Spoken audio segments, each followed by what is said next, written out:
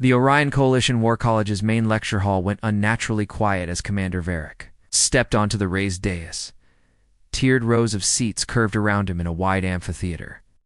Packed with cadets from 14 species, chitin-armored Kraith adjusted their segmented collars. The mist-bodied Lumarai drifted in slow, attentive spirals. Metallic-eyed Corvin kept their lenses fixed, unblinking, as if recording every breath. Data slates hovered above lapsed at STYLUSES, paused mid-air. "Today," Commander Varek said, his voice low and steady, "we discuss kill ratios." Behind him, a holographic grid blinked to life. Columns of symbols, combat icons, and cold numerical averages floated in the dimmed room like a constellation of facts. A few cadets shifted forward. "These," Commander Varek continued, gesturing, "to the hovering figures are the benchmarks that define galactic warfare."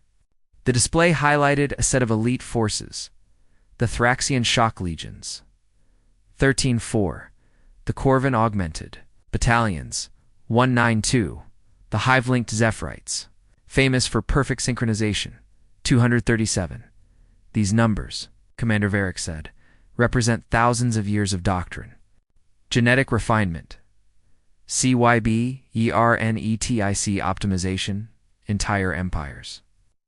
Built around producing soldiers who can outperform every other species in the known lanes.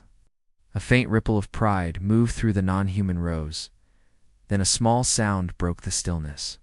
Cadet Lyra, a young Altarian with luminous markings along her cheekbones, raised her hand. "Commander," she asked, "where do humans rank?" Her glow shifted as she scanned the grid again. "I don't see Earth's data." A subtle smile crept across Commander Varek's scarred mouth. "An excellent question, Cadet Lyra." He paused on purpose, letting the silence thicken. Then he tapped a control. The hologram reorganized. Ancient footage rolled across the display. Human tribes clashing with crude weapons, then armies, then mechanized war, then sleek modern engagements. Finally, scenes of recent off-world combat flickered into view. Human marines moving through smoke and debris, evacuation corridors, lit by emergency strops, collapsing in bursts of kinetic impact. Humans, Commander Varek said, are new to the galactic theater. A Corvin cadet leaned forward, his synthetic iris narrowing. "Then their ratios must be low," he said, voice crisp and certain. "They lack armor plating. They lack neural unity. They lack augmentation." A few approving clicks echoed from nearby benches. "That," Commander Varek replied, "is what everyone assumed." He turned slightly, and the hologram zoomed in on a single incident marker. Proxima, outpost, evacuation event, recorded contact. Commander Varek said, between human forces and a hostile predator pack known as Ravagers.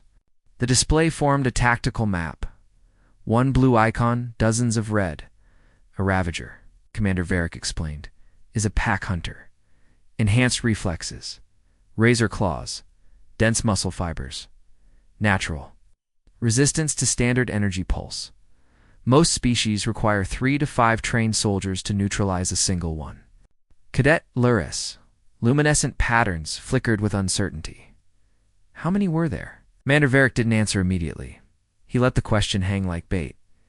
Then he spoke. 49. The lecture hall erupted, chittering from Kraitha, metallic clicking from Corvin, a sudden surge of vapor from the Lumeri as they pulsed with disbelief. "A lone soldier doesn't survive that," someone hissed. He retreated. Another voice insisted. Called for reinforcement. Commander Varek shook his head once. No. Expanded the map. The lone blue icon was labeled Marine Cub, Sergeant Ryder Kai. A wave of confusion rolled across the benches. Cub. The Thraxian cadet barked, plates shifting. "You mean a juvenile?" Commander Varek's eyes stayed calm. "Yes." A murmur swelled. "Human Marines have a term," Commander Varek said. "They call their youngest, newest fighters Cubs. Not because they are weak."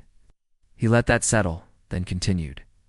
Sergeant Ryder Kai was tasked with protecting an evacuation. Choke point civilians behind him, an open corridor in front. The hologram shifted into a real-time combat reconstruction. The cadets watched as the blue icon moved. Never retreating, never breaking contact, just repositioning, funneling, baiting, striking, vanishing into cover, reappearing where the pack least expected. The red icons began to drop, slowly at first, then faster, then in clusters. As if something had changed in the pattern.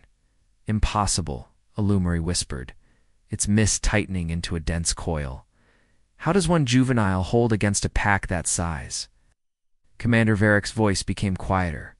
Because retreat was not an option. Hologram zoomed in on environmental overlays. Cargo containers, vent grates, structural supports, maintenance, foam lines, and then subtle flashes.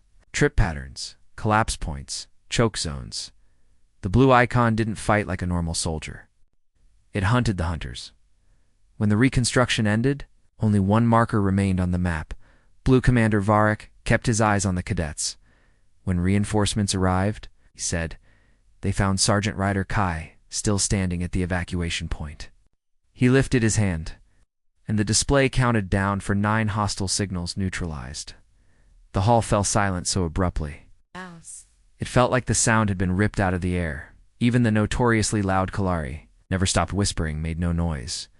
A Thraxian cadet spoke again, quieter now. What weapon did the cub possess? Commander Varek's smile faded. Standard Marine loadout. He ticked the items off with his fingers. Kinetic rifle dot sidearm, basic combat armor, field medical kit. A Corvin cadet's mechanical jaw tightened.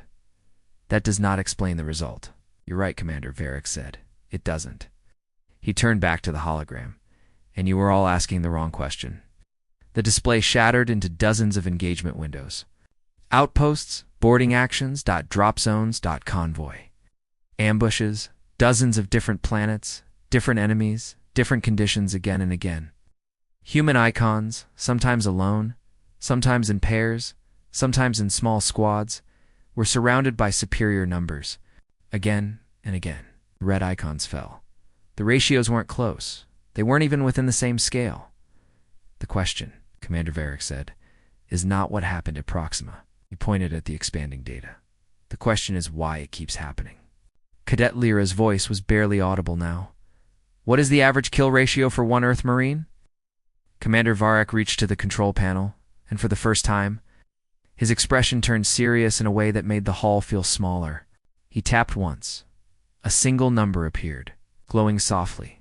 Average kill ratio, Earth Marine, 8,471.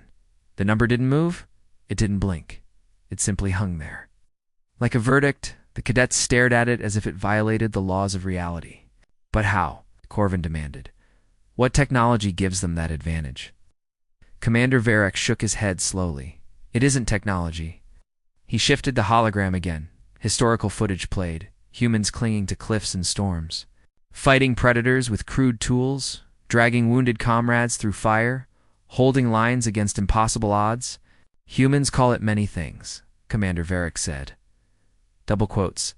Courage, stubbornness, will. Looked around at faces that had stopped blinking. But what it truly is, he continued, is a trait forged on a death world. The display showed Earth. Violent oceans, brutal winters, predators with teeth like blades, disasters that reshaped continents. On most worlds, Commander Varek said, when a rational being faces impossible odds, they withdraw. He leaned forward slightly. Humans do something different. The hall listened like prey listening to a predator breathe. They don't only fight harder, Commander Varek said. They fight smarter, more creatively, more desperately. They turn the environment into a weapon. They turn pain into fuel. They turn fear into focus. He glanced back at the Proxima reconstruction. Sergeant Ryder Kai did not neutralize 49 Ravagers through superior firepower. He tapped the overlay of traps and choke points. He used the pack's instincts. Against them, he forced them into predictable lines. He made them chase. He made them commit. And then he punished every mistake. Cadet Lyra raised her hand again. Her markings pulsing rapidly now. Excitement and dread tangled together. Commander, she asked, Are humans our allies? Commander Varek's smile returned, this time genuine. Yes, Cadet Lyra. Let the silence stretch one more time. And that, he finished, is the only reason the rest of us sleep peacefully at night. The lecture hall remained quiet long after the lesson ended. Every cadet staring at the number as if it might change, because accepting it meant accepting one terrifying truth. In a galaxy of engineered warriors and perfected armies, an Earth Marine cub was still the most dangerous thing in the room. Asterisk like and share this video right now so it reaches more HFY fans. Subscribe to Neon Cub Tales if you want more savage sci-fi stories every week. Comment 8. Your favorite line from this episode, and I will heart the best comments. If you want part 2, type part 2 in the comments. Thanks for watching, and welcome to Neon Cub Tales.